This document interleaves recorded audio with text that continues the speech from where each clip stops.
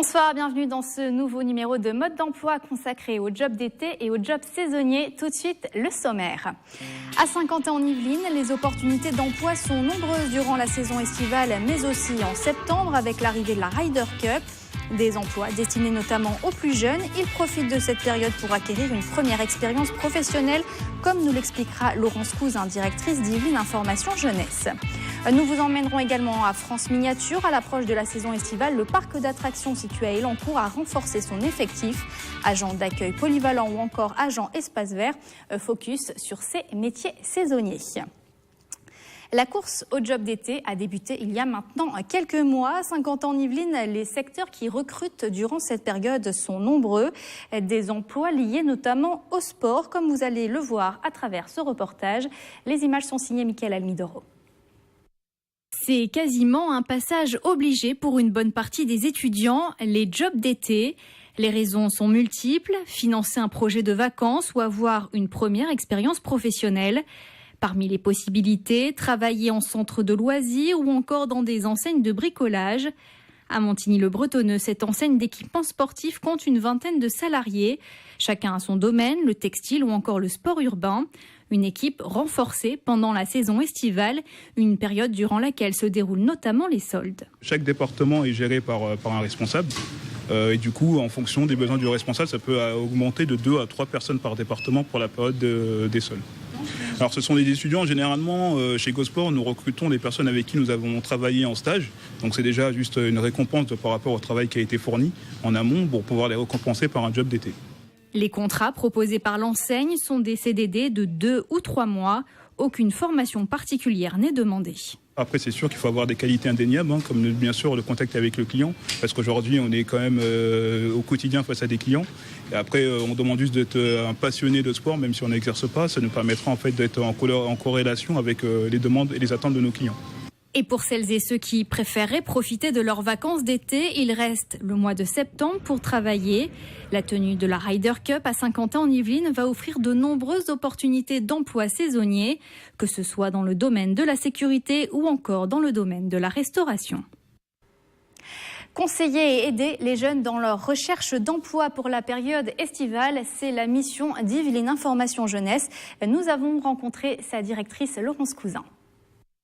Laurence Cousin, bonsoir. Bonsoir. Vous êtes la directrice d'Yvelines Information Jeunesse. Alors, le rôle de votre structure, c'est notamment de renseigner les jeunes yvelinois sur les opportunités d'emploi, notamment les opportunités qu'ils peuvent trouver durant la saison estivale. Alors, durant la saison estivale, on entend parler de jobs d'été, on entend parler également de contrats saisonniers. Quelle est la différence ? C'est la même chose en fait, sauf que contrat saisonnier, c'est plus générique. Ça veut dire qu'un contrat saisonnier, c'est pendant une saison, et ça peut être l'été principalement, on en parle souvent, mais ça peut être également aussi la saison d'hiver. En fait, tout simplement. Alors, ce sont des contrats qui durent combien de temps, généralement ? Alors justement, c'est vraiment ce à quoi il faut que les jeunes pensent, c'est la durée de leur disponibilité. C'est vrai, quelquefois, ils veulent financer des vacances, par exemple. C'est vrai qu'un jeune qui est disponible que 15 jours, ça va être très compliqué pour lui de trouver un emploi saisonnier. Donc, on leur conseille 1 mois minimum pour que en fait, l'employeur ait aussi des bénéfices à avoir un jeune sur un premier emploi, un premier job. Alors à partir de quel âge on peut travailler l'été ? Alors légalement, on peut travailler à partir de l'âge de 16 ans, mais c'est vrai qu'il y a la théorie et la pratique, comme on dit, et c'est beaucoup plus compliqué pour un jeune mineur de trouver un emploi saisonnier. Même s'il est moins payé, donc il y a un abattement sur le taux du SMIC, on leur donne toutes ces informations-là. On a un guide, trouver un job, qui leur donne des informations aussi sur la législation, les contrats de travail, l'âge légal, les indemnités et les rémunérations. Mais c'est vrai que c'est plus compliqué, on leur conseille notamment de faire fonctionner leur réseau. Parce que c'est quand on connaît un jeune, qu'on connaît son sérieux, sa disponibilité, éventuellement ses compétences, s'ils sont en formation professionnelle notamment. Enfin, nous, on les accompagne pour l'élaboration du CV et on essaie de mettre en avant leur savoir-être, leur savoir-faire s'ils en ont. Alors vous parlez justement de rémunération. Alors on va dire pour un jeune qui est majeur, qui a 18 ans, la rémunération pour un job d'été, c'est quoi ? C'est le SMIC minimum ? C'est le SMIC minimum, exactement. Voilà, on est vraiment sur un contrat de travail classique en fait, tout à fait.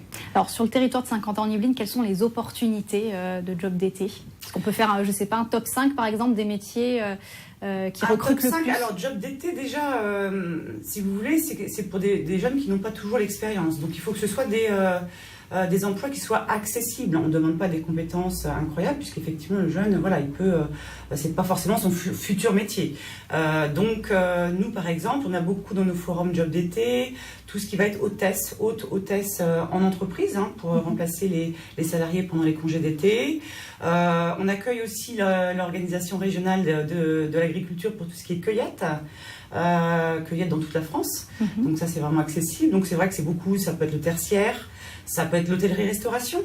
Donc vous voyez, là déjà il y a un top 3 qui se met en place, le commerce bien sûr, évidemment.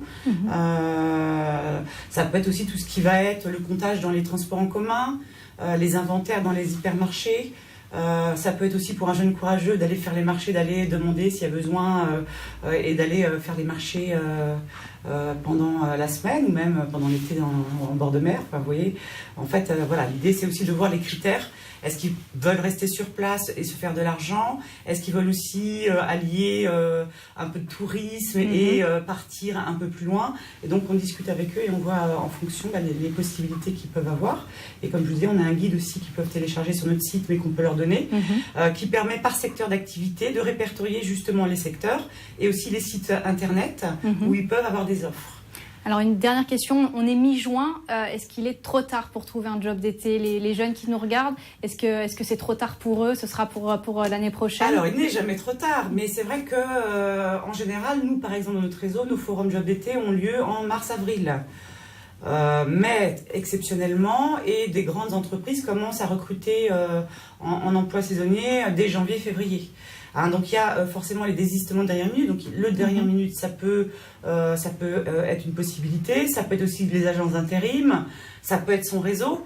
Encore une fois, il faut miser sur la disponibilité. Si vous êtes disponible plus d'un mois, ben là, je pense qu'il peut y avoir encore des opportunités. Mais il faut vraiment se dépêcher quand même. Merci Laurence Cousin pour tous ces renseignements. Je rappelle que vous êtes directrice d'Yvelines Information Jeunesse.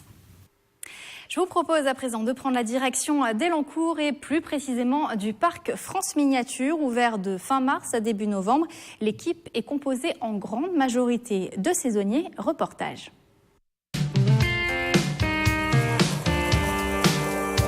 Découvrir ou redécouvrir le patrimoine français de façon ludique. Bienvenue à France Miniature.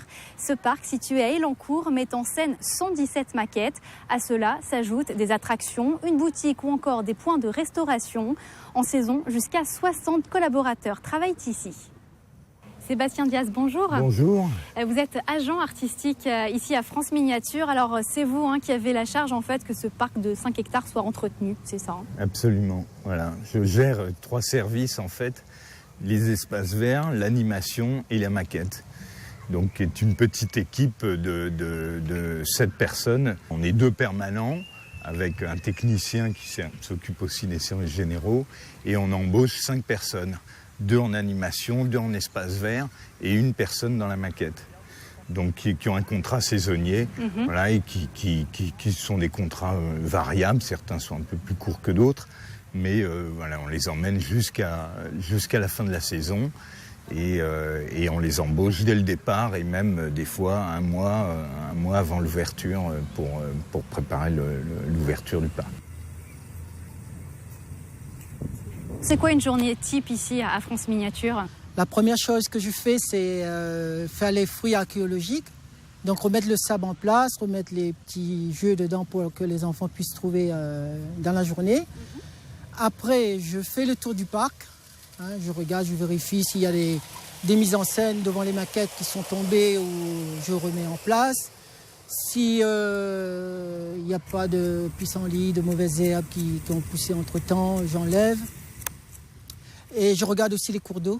Je fais le tour des cours d'eau, regarder s'il n'y a pas des plastiques, des papiers de bonbons qui ont été jetés par les enfants ou autres. Qu'est-ce qui vous plaît finalement dans ce métier? Ce qui me plaît dans ce métier, parce qu'on est agent polyvalent, on fait aussi bien du jardinage, des réparations, du nettoyage, on fait de tout. Anan, bonjour. Bonjour. Vous êtes responsable des opérations ici à France Miniature. Alors, responsable des opérations, ça consiste en quoi? Alors, c'est beaucoup de choses à la fois. Donc, on a la gestion de la boutique souvenir, de l'accueil billetterie, des attractions, de la partie reporting, donc tout ce qui est chiffre d'affaires et remontée de chiffres en général. Les visites guidées. Combien de salariés travaillent au sein de tous ces pôles ?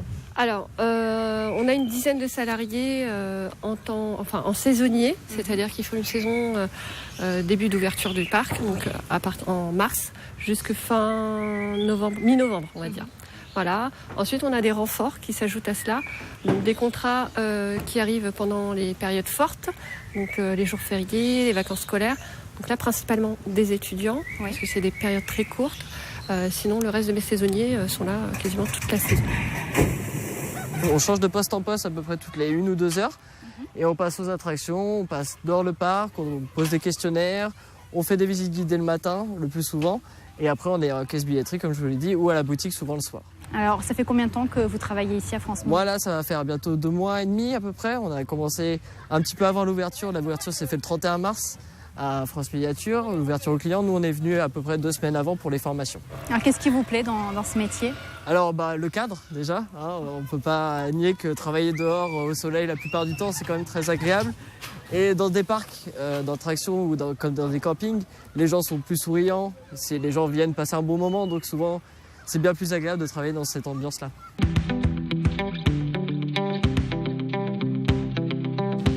Durant la saison estivale, le parc Élan-Courtois devrait accueillir 190 000 visiteurs. Voilà, vous en savez plus sur les jobs d'été et les jobs saisonniers. Et voici ce qu'il faut retenir. Pour un job d'été ou un job saisonnier, vous serez embauché en contrat intérim ou en contrat à durée déterminée. La rémunération, c'est le SMIC minimum si vous avez plus de 18 ans. Pour un job d'été, aucune formation spécifique n'est généralement demandée. Par contre, il faut être motivé. Cette émission touche bientôt à sa fin, mais avant, voyons ensemble les rendez-vous qui vous attendent. Mardi 19 juin de 14h à 16h, une réunion sur le métier d'analyste en cybersécurité aura lieu à la Cité des métiers à Trappes. Inscription au 01 34 82 82 61. Et puis jeudi 21 juin à partir de 9h, une réunion d'information sur les opportunités d'emploi liées à la Ryder Cup aura lieu en salle du Conseil de Saint-Quentin-en-Yvelines, c'est à Trappes. Si vous souhaitez y participer, il faut envoyer un mail à l'adresse qui s'affiche ape.78111@pôle-emploi.fr. C'est la fin de ce numéro. Merci de l'avoir suivi. On se retrouve mardi 26 juin pour un mode d'emploi consacré à l'innovation pédagogique. À très bientôt.